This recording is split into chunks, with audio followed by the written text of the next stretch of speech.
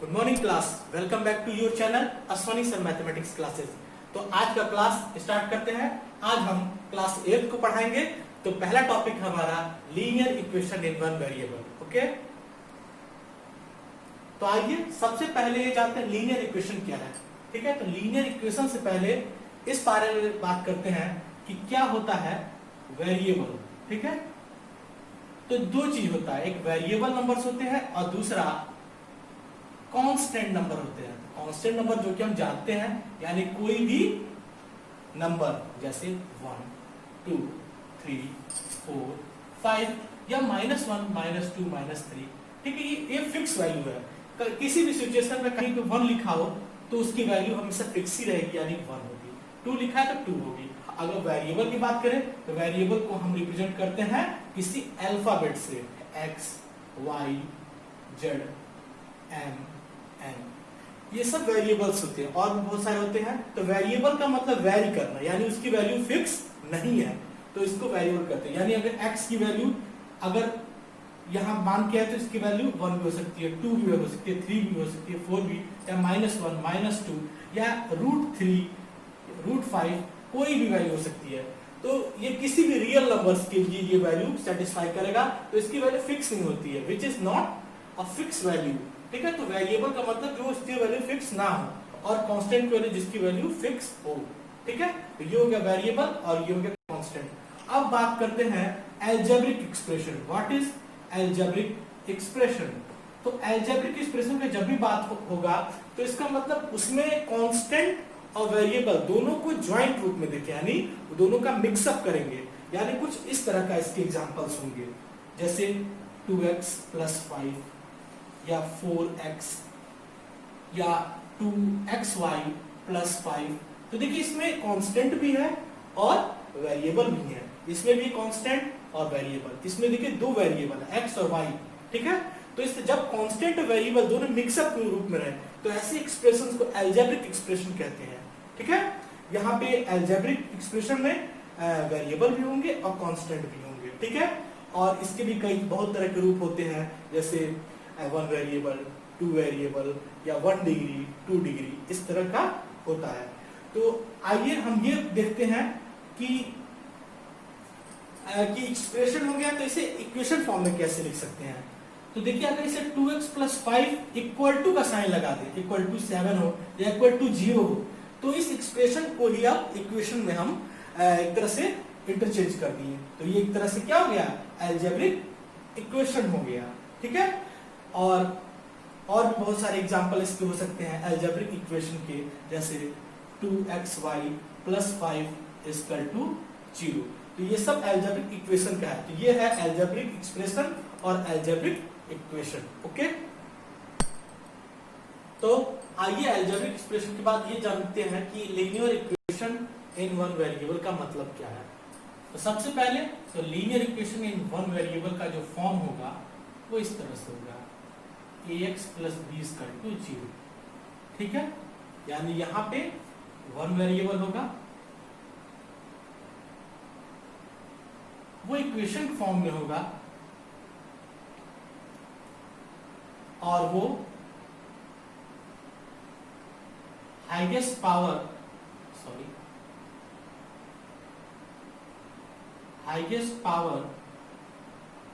=1 होगा। यानी हम ये कह सकते हैं कि linear equation in one variable का मतलब वहां पे एक वेरिएबल है और उस वेरिएबल का पावर 1 होगा, यानी उस इक्वेशन का हाईएस्ट पावर क्या है, 1 है, और इक्वेशन कहने का मतलब इक्वल टू का साइन होगा। ठीक है, तो ऐसा अलजेब्रिक एक्सप्रेशन जिसमें 1 वेरिएबल हो, हाईएस्ट पावर उस इक्वेशन का 1 हो और साथ साथ वो इक्वेशन को फुलफिल करता हो, तो उसे कहेंगे linear equation in one variable. जैसे फॉर एग्जांपल, जैसे हम बात कर रहे हैं 2x - 3 = 7। ठीक है, इसी तरह और भी बहुत सारे एग्जांपल लिख सकते हैं, जैसे 4x + 5 = 0। ठीक है, x = 0 ये भी हो सकता है। क्यों? ये भी तो इक्वेशन है, इसमें भी x एक वेरिएबल है और x के पावर 1 है, x = 0 ये भी एक है। ठीक है, और भी बहुत सारे ले सकते हैं, जैसे x + 7 = 0। ठीक है, या √2 into x minus 3 equal to 5। ये सारे जो है वो एग्जाम्पल जो है वो linear equation in one variable की है। अब आगे हम पढ़ते हैं कि इनको कैसे सॉल्व करते हैं। सॉल्व करने का मतलब इनका सॉल्यूशन क्या है जिसपे ये इक्वेशन जो है सेटिस्फाई करे। तो सबसे पहला एग्जांपल हम लेते हैं 2x माइनस 3 इक्वल टू 7।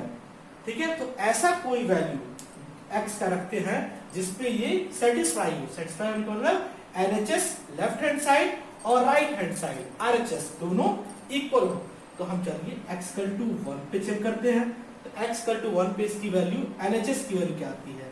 तो LHS का यानी 2x माइनस 3 इक्वल टू लिख सकते हैं 2 इंटू एक्स की जगह बोले ना 1 पुट करने के लिए 2 इंटू 1 माइनस 3। तो इसकी वैल्यू आ गई 2 into 1 2 minus 3 equal to minus 1। और जबकि RHS क्या है 7, तो LHS is not equal to RHS।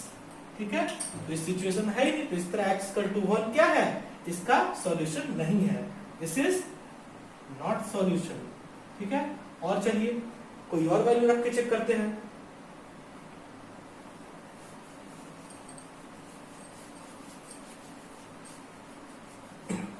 इसी इक्वेशन में कोई और वैल्यू रख के चेक करते हैं। x इक्वल टू 3 देखते हैं। तो x इक्वल टू 3, तो 2 इंटू एक्स की जगह 3 माइनस 3 इक्वल टू LHS ले लिए हैं। तो 2 इंटू 3 6 माइनस 3 इक्वल टू 3। अभी भी देखिए 7 नहीं है, तो ये भी सॉल्यूशन नहीं है। ठीक है, अब x इक्वल टू 5 रखते हैं, ये देखते हैं। तो 2 इंटू 5 माइनस 3 LHS में रखते हैं। तो इस तरह 2 इंटू 5 माइनस 3 क्या हो जाएगा? 10 माइनस 3 इक्वल टू 7। अब देखिए LHS और RHS बराबर हो गया, तो which is equal to RHS, यानी LHS इक्वल टू RHS हो गया। तो इसलिए हम कह सकते हैं कि x equal to 5 is solution of given equation. ठीक है, तो इस तरह क्या होगा? सॉल्यूशन होगा। ठीक है, आप इसको वेरीफाई भी कर सकते हैं। वेरीफाई करने का मतलब एक तरह का क्रॉस चेक करना हुआ। तो वेरीफाई कैसे करेंगे? तो वेरीफाई करेंगे इस वैल्यू को LHS RHS में रख के। तो LHS में रखेंगे तो 2x माइनस 3। ठीक है, तो 2x माइनस 3 बिल्कुल उसी तरह जिस तरह यहां रखा गया, तो बिल्कुल उसी तरह रखेंगे। तो 2 into 5 minus 3 equal to 7, 10 minus 3 7। और RHS ये LHS है, और इसी तरह RHS क्या है? 7। तो LHS RHS बराबर हो गया, तो यही वेरीफाई हो गया, चेक हो गया। ठीक है, तो इस तरह x इक्वल टू 5 सॉल्यूशन है, इसे हम चेक कर दिए। ओके, तो आइए पहला क्वेश्चन से सॉल्व करते हैं। तो जिस तरह से सॉल्व किए थे बिल्कुल उसी तरह से करना है। तो फाइंड सॉल्यूशन। तो अभी हम इससे पहले हम वेरीफाई करना आपको सिखाया था कि कैसे x इक्वल टू 5 जो है इसका सॉल्यूशन है कि नहीं। अब हम ये करेंगे आखिर x इक्वल टू 5 आया कैसे। ठीक है, तो सॉल्व कैसे, कैलकुलेट करके कैसे करेंगे। तो सबसे पहले 2x माइनस 3 इक्वल टू 7 लिख दे रहे हैं। ठीक है, पहले का सॉल्यूशन। ठीक है, इसे कैसे करेंगे? तो सबसे पहले ऐड 3 इन बोथ साइड। ठीक है, तो दोनों साइड 3 ऐड करेंगे तो 2x minus 3 plus 3 equal to 7 plus 3। तो इस तरह माइनस 3 और प्लस 3 0 हो गया, तो यहां लिख देंगे 2x इक्वल टू 7 प्लस 3 10 हो गया। ठीक है, अब बोथ साइड डिवाइडिंग बाय 2, 2 से दोनों तरफ डिवाइड कर रहे हैं। तो इस तरह 2x अपॉन 2 हो गया, तो इधर 10 अपॉन 2। यहाँ पे तो x हो जाएगा, और यहाँ x हो जाएगा, और यहाँ पे 10 अपॉन 2 इसको लिख देंगे 5। तो इस तरह x इक्वल टू 5 आ गया। तो इस तरह x इक्वल टू 5 क्या है? इसका सॉल्यूशन है। और वेरीफाई कैसे करना है? LHS में रख देंगे, ऐसे जिस तरह हम किए थे। सेकंड देखते हैं। ठीक है, बिल्कुल सेम इसी तरह, बहुत ही आसान है, बस ये हो सकता है कि कैलकुलेशन किसी में थोड़ा डिफिकल्ट हो। दूसरा वाला देख लेते हैं। दूसरा वाला 2x + 9 = 4 लिख दे रहे हैं, 2x + 9 = 4।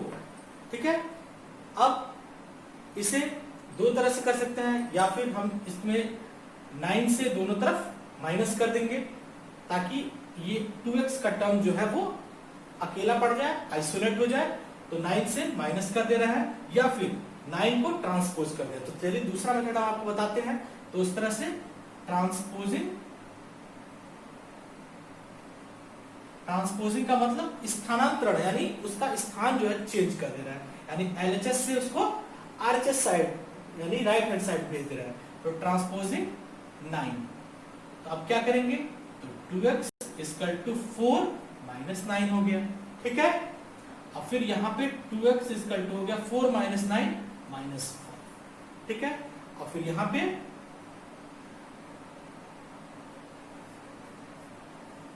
on dividing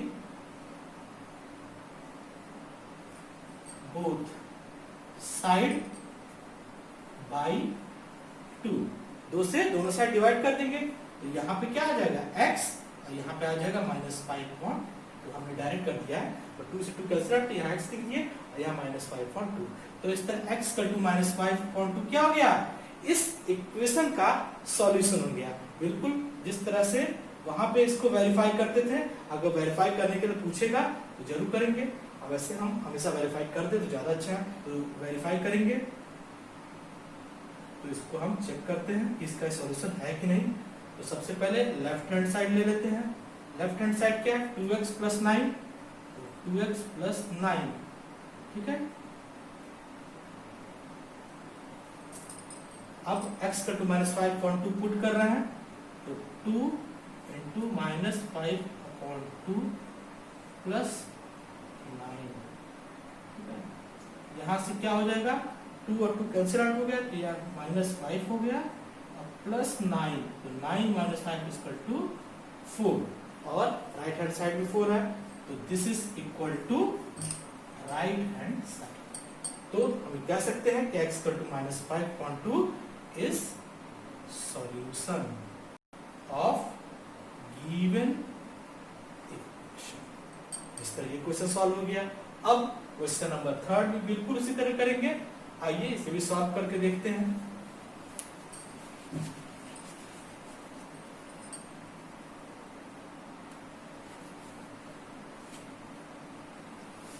question number 3 का सॉल्यूशन यही कर लेते हैं। तो यहाँ पे बिल्कुल इसी तरह, या फिर 5.2 यहाँ से कैंसिल आउट करिए, यानी 5.2 को दोनों साइड माइनस करिए, या फिर इसे ट्रांसपोज कर दीजिए। तो 5.2 को ट्रांसपोज करिए, transposing 5/2 to right hand side, left hand side को कर दे रहे हैं। तो इस तरह x/3 यही रह गया, और माइनस में 3/2, माइनस में 5.2। ठीक है, इससे सॉल्व कर दे रहे हैं, तो ये x/3 ऐसे ही रहेगा, और इसलिए हो जाएगा 2 कॉमन हो गया, और यहाँ पे -5 और -3 क्या हो गया, -8 हो गया। इसे कैंसिल आउट कर दे रहे हैं, तो यहाँ पे 4 हो जाएगा। ठीक है, और यहाँ से x/3 = -4 हो गया। अब देखिए ये 3 को हटाना है, तो यहाँ पे 3 से मल्टीप्लाई कर देंगे दोनों साइड, तो क्या हो जाएगा, देखते हैं। By multiplying